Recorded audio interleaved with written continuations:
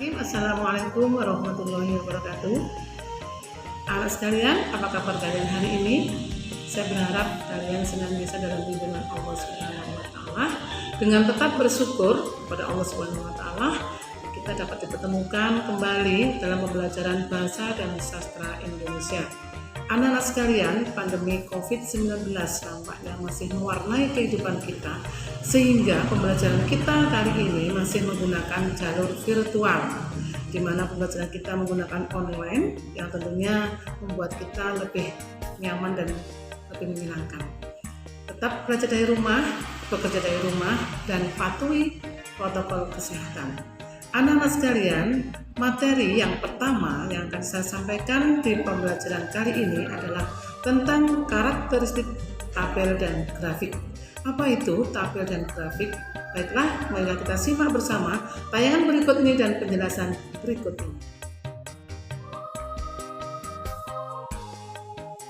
Tabel merupakan daftar berisi ikhtisar sejumlah data informasi, biasanya berupa kata-kata dan bilangan yang tersusun secara bersistem, urut ke bawah dalam lajur dan deret tertentu dengan garis pembatas, sehingga dengan mudah dapat disimak, seperti pada contoh berikut tabel baris kolom.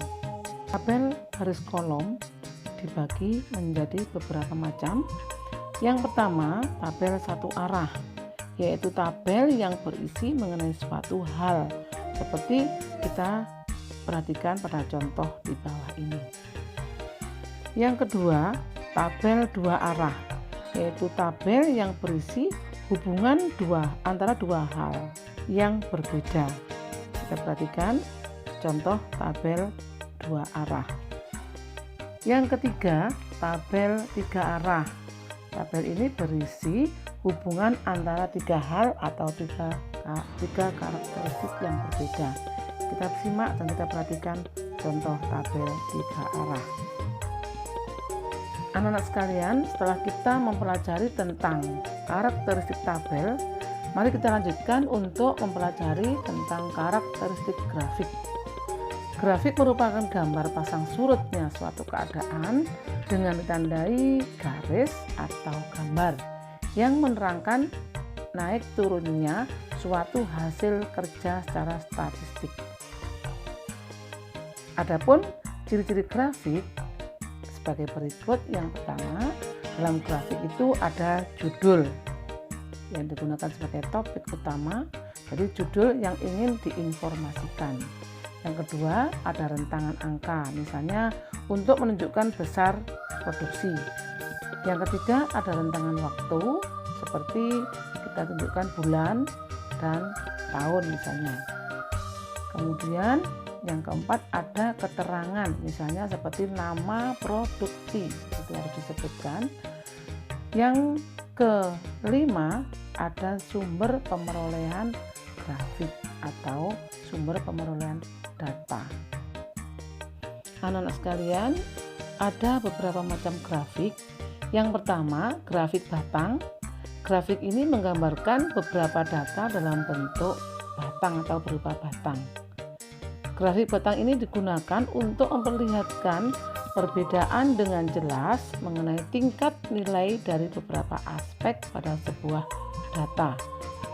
Kita perhatikan dan kita lihat contoh berikut grafik batang. Yang kedua, grafik lingkaran. Jenis grafik ini menggambarkan beberapa data dalam bentuk lingkaran. Grafik lingkaran digunakan untuk menggambarkan persentase nilai total dari suatu data. Kita perhatikan contoh grafik lingkaran berikut ini. Yang ketiga, grafik garis. Grafik ini menggambarkan beberapa data dalam bentuk garis atau kurva. Kita perhatikan contoh grafik garis berikut ini.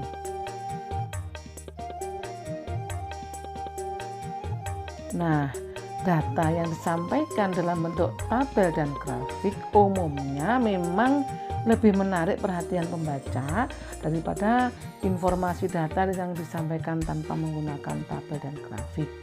Sehingga kita bisa mengambil manfaat dari membaca tabel dan grafik. Itu kita bisa menunjukkan fakta dengan jelas dan mudah dipahami dan menjadikan proses komunikasi lebih cepat dan menarik. Anak-anak sekalian, setelah kalian pahami dari keterangan tentang tabel dan grafik, maka saya simpulkan bahwa karakteristik tabel dan grafik itu yang pertama berisi keterangan mengenai berbagai subjek yang sama atau berisi kumpulan data yang telah diteliti. Yang kedua, dalam grafik dan tabel itu terdapat data kuantitatif yang berisi angka absolut. Angka absolut itu berarti angka yang tidak terbatas. Kemudian dalam tabel dan grafik terdapat keterangan yang mudah digunakan sebagai rujukan, dan yang terakhir dalam tabel dan grafik itu terdapat nilai yang ada dalam tabel adalah sebuah nilai asli, tidak dibulatkan. Nah, demikian yang saya sampaikan keterangan pada hari ini tentang tabel dan grafik. Setelah kalian menyimak tayangan tadi dan mendengarkan penjelasan dari saya, apakah sudah dipahami tentang materi tabel dan grafik? Jika kalian sudah memahaminya, untuk mengakhiri pembelajaran kita kali ini, saya bertugas yang pertama, silakan kalian mencari contoh tabel dan grafik dari berbagai sumber. Kemudian yang kedua, silakan potong-potong tabel tersebut, kemudian tempelkan pada selembar kertas. Tentukan karakteristik tabel dan grafik. Anak sekalian, selamat mengerjakan, tetap belajar dari rumah, bekerja dari rumah, patuhi protokol kesehatan. Sukses untuk Anda. Assalamualaikum warahmatullahi wabarakatuh.